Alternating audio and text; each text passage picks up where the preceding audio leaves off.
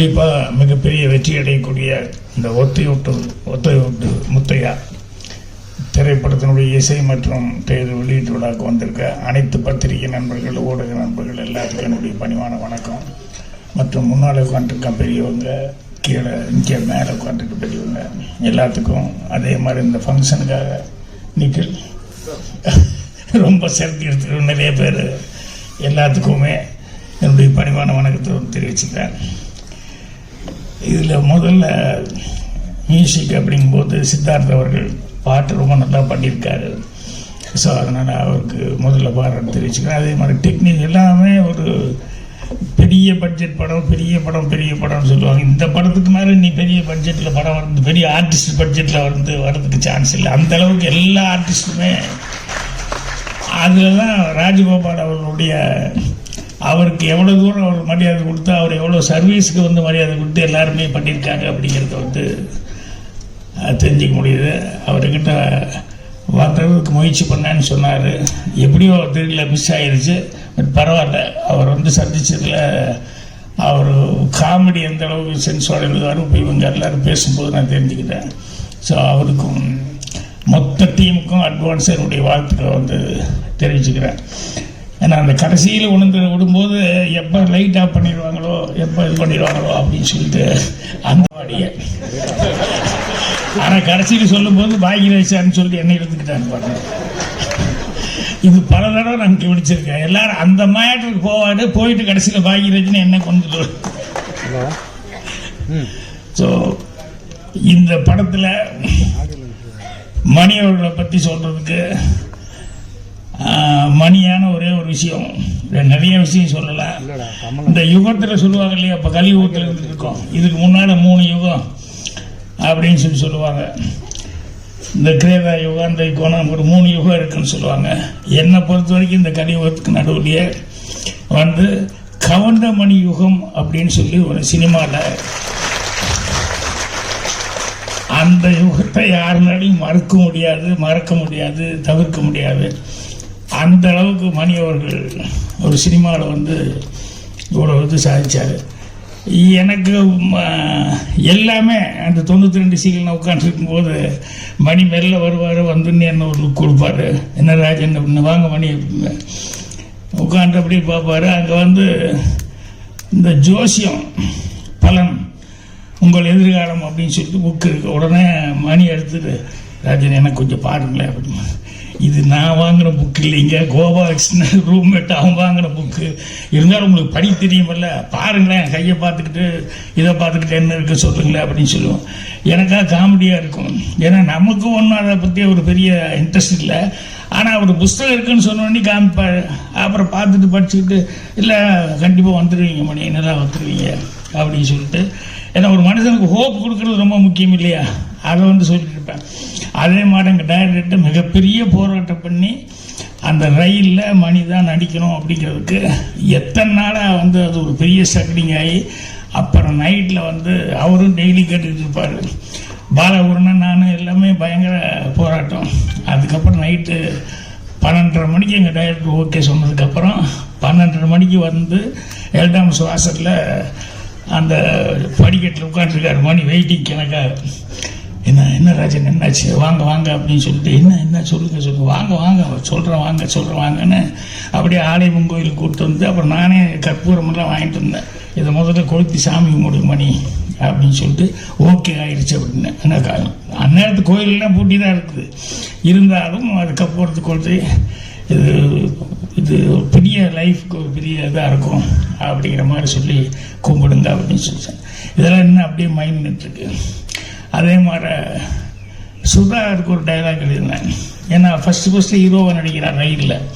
So முதல்ல அவன் பேசுகிற வார்த்தை வந்து ஒரு நல்ல வார்த்தையை ஒழுகணுமே அப்படின்னு சொல்லிட்டு அந்த ரயிலில் டைலாக் எழுதும்போது அப்படியே ரொம்ப யோசிச்சு, அதும்போது பழனியில் தான் ராத்திரியில் 12:30 மணிக்கு உட்காந்துட்டு அவன் ஹேர் கட் பண்ணிவிட்டு பாட்டு கட்டுற ஆள், ஹேர் கட் பண்ணிகிட்டே வந்து அவன் பாடணும் அப்படிங்கும்போது ரொம்ப யோசிச்சு நல்ல வார்த்தையாக இருக்கணும்னு சொல்லிட்டு, எல்லாருக்கும் நேரம் வரும் தெரிஞ்சுக்கோ, அது நல்லவருக்கே நிலைச்சிருக்கோ புரிஞ்சுக்கோ, கல்லாருக்கும் செல்வம் வரும் தெரிஞ்சுக்கோ, அதை காப்பாற்றத்தான் புத்தி இருக்கணும் புரிஞ்சுக்கோ, அப்படின்னு சொல்லி சுதா இருக்கிறதுனேன்.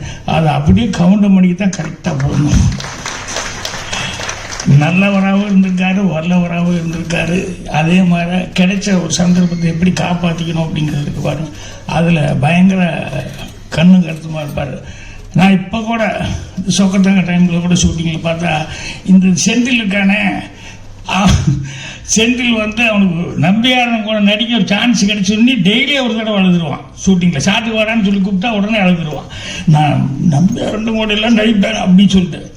ஆனால் சொக்கத்தக்க ஷூட்டிங் எப்போ பார்த்தோம்னா டெய்லி ஒரு பெட்ஷீட்டு இல்லைன்னா பெரிய போர்வை, அது சீட்டு கட்டு, இது கரெக்டாக எடுத்துகிட்டு வந்துடுவான்.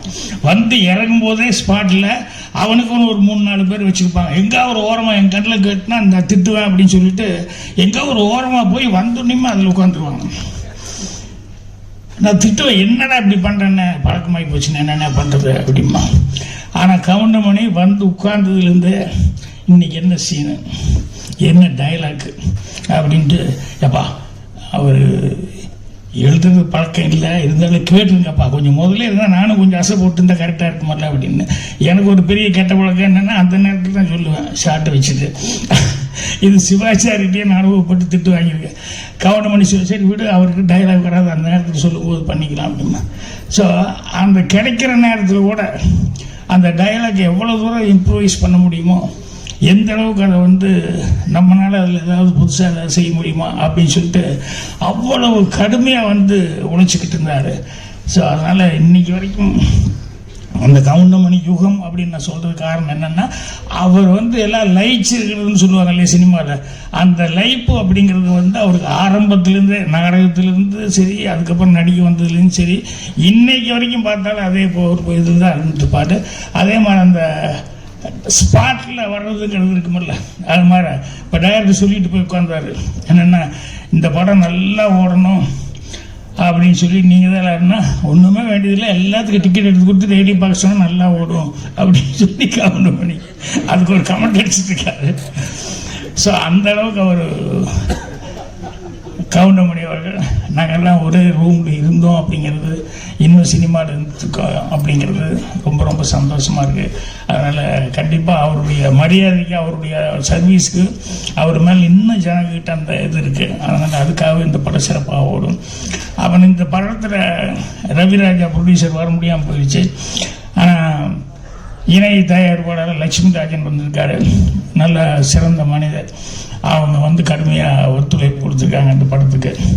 இது எல்லாத்தையும் தாண்டி இந்த படம் இன்னும் கதிரேசனும் ரஞ்சித் அவர்கள் இந்த மாதிரி இவங்க எல்லாமே வந்து படம் வெளியே வரணும் அப்படிங்கிறதுக்கு எல்லாருமே இது பண்ணியிருக்காங்க. இதுக்கு எல்லாமே ஒரு சின்ன ஒரு என்ன சொல்லுவாங்க, அச்சாணின்னு சொல்லுவாங்களே சின்னதாக, அது மாதிரி புவனேஷ் இவன் தான் கடைசி நேரத்தில் இந்த படம் வெளியே வர்றதுக்கு ரொம்ப கஷ்டப்பட்டு எல்லாம் பண்ணிக்கிட்டு இருந்தான். அந்த புவனேஷ் அவர்களுக்கு வாயா நீ யாருன்னே தெரியாது, எப்பா ஒரு சால்வு கொடுப்பா, எங்க ஏஜ்லேயே நிறைய டிகிரி வாங்கி நிறைய படிச்சிருக்காங்க. ஆனால் எந்த இது எடுத்துக்கிட்டாலும் அது பிரதிபலன் பார்க்காம அதில் கடுமையாக ஒழிக்கக்கூடிய ஒரு ஆள். ஸோ இந்த படத்தை இப்போ எனக்கு தெரிஞ்சு இந்த ஒரு 3-4 மாதமாக ஃபுல்லாக இதை பற்றியே கான்சன்ட்ரேஷனாக இருந்து ரொம்ப இந்த படத்தை வெளியே வர்றதில் வந்து ரொம்ப முயற்சி எடுத்துக்கிட்டாங்க. இவருக்கு நண்பர் சீமானே ரசிகமன்றாள் அவரெல்லாம் வந்து இவருக்கு பெரிய பக்கபலமாக இருந்திருக்காங்க. ஸோ இவ்வளவு பேரும் வந்து அதான் சார் கதிரேசன் செந்தில் படத்துக்காக யாரெல்லாம் வந்து இந்த படத்தை வெளியே கொண்டு வரதுக்காக இது பண்ணாங்களோ ஒழிச்சவங்க எல்லாத்துக்கும் என்னுடைய மனமார்ந்த தெரிவிச்சுக்கிறேன். நான் சொன்ன மாதிரி இந்த படமே மீண்டும் ஒத்தையோட்டு முத்தையா அப்படிங்கிறது வந்து கவுண்டமணி அவர்களுடைய பிராண்டு. அதனால் மீண்டும் அடுத்தது கவுண்டமணி வச்சு மறுபடியும் படங்கள் தொடர்ந்து செய்யணும் அப்படிங்கிற அளவுக்கு எல்லாத்துக்கும் ஒரு உற்சாகத்தை கொடுக்கணும் அப்படின்னு சொல்லி அவருக்கும் இந்த படத்தினுடைய தயாரிப்பாளர்கள் மற்றும் டெக்னீஷியன்ஸ் எல்லாத்துக்குமே நிறைய ஆர்டிஸ்ட்டு ஒர்க் பண்ணியிருக்காங்க. ஒவ்வொருத்தரையும் சொல்கிறதுனா ரொம்ப டைம் ஆகிட்டு இருக்கும். எல்லாத்துக்குமே என்னுடைய மனம் அந்த வாழ்த்துக்கள் அட்வான்ஸாக வந்து தெரிவிச்சுக்கிறேன். நன்றி, வணக்கம்.